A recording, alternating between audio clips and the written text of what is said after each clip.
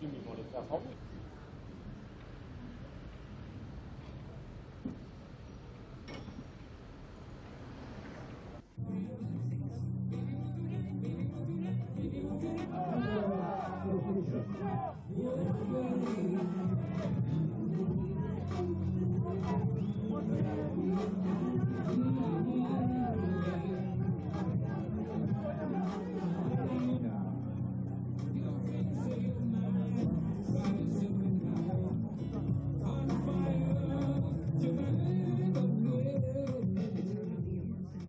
Dog found the body. That's correct. Mr. Riccardi states firmly that you did not run the dog yesterday. He admits that on most days you do, but not yesterday. Well, he just doesn't remember right. Well, that may be, but in that case, your neighbor, Ms. Lazo, doesn't remember either. And another neighbor, Mr. Irwin, also suffers memory loss. Now, in the whole area, you're the only one who remembers correctly. Who am I to believe? Them? Naturally. Oh, come on, Henry. You're taking this personally. I'm just trying to find the truth.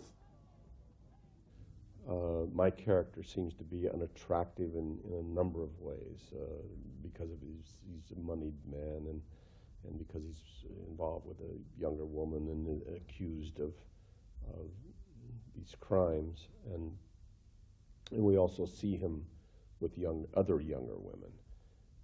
And it's a story about that, he has a speech toward the end of the film about younger women, about his perception of who they are and why we as men enjoy them. Young girls don't talk. They laugh. They live. They're in the moment. And every night is the night. And their bodies are hard and tight and smooth. The way skin is supposed to be.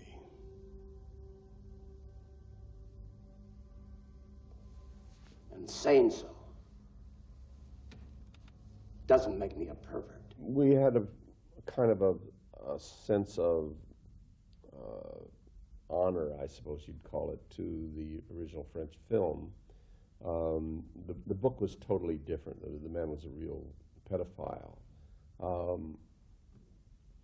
But because the French film was so respected and we all loved it, so we felt a sense of loyalty to that.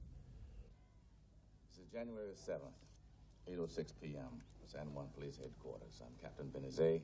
You're in my office with me as Detective Owens. We're talking to Mr. Henry Hurst. Do we have your permission to tape this interview, Henry? Why not? I have nothing to hide. Thank you. Now then, your name, age, profession, and marital status. Oh, come on. Name, age, profession, and marital status, Henry, please. You just said my name. Oh, fine, whatever.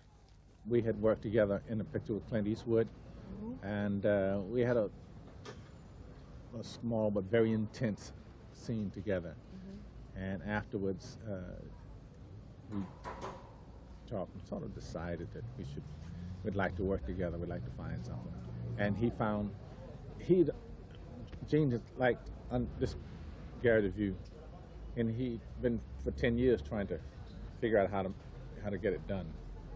And so he brought it to us, Revelations. And timing was right, so we got it. The rights were quite expensive early on, or I would have bought them, years ago. But over the course of, I guess, 17, 18 years, I had this idea to do this project, and it wasn't until Morgan got involved that it became a reality. They were there. Let me see. In a room. Oh, yes. He was talking.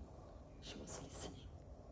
I couldn't tell you what he was saying, but the way he talked to her was the way you talk to a woman. It's about the frustrations of a man who is married to a beautiful younger woman. And our conception as an audience about what that means. because he's involved with a younger woman and then accused of these crimes. Does that make him guilty or not? Look at you, Victor. Doing a bang-up job policing the island. Drugs everywhere. This crime is rampant. Superintendent, my butt. You'll be lucky you still have a job.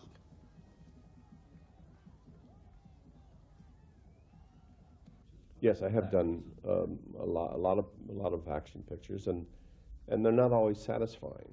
You know, some actors really enjoy acting, and the rest of it is sitting around watching cars turn over, or burst into flames, or something.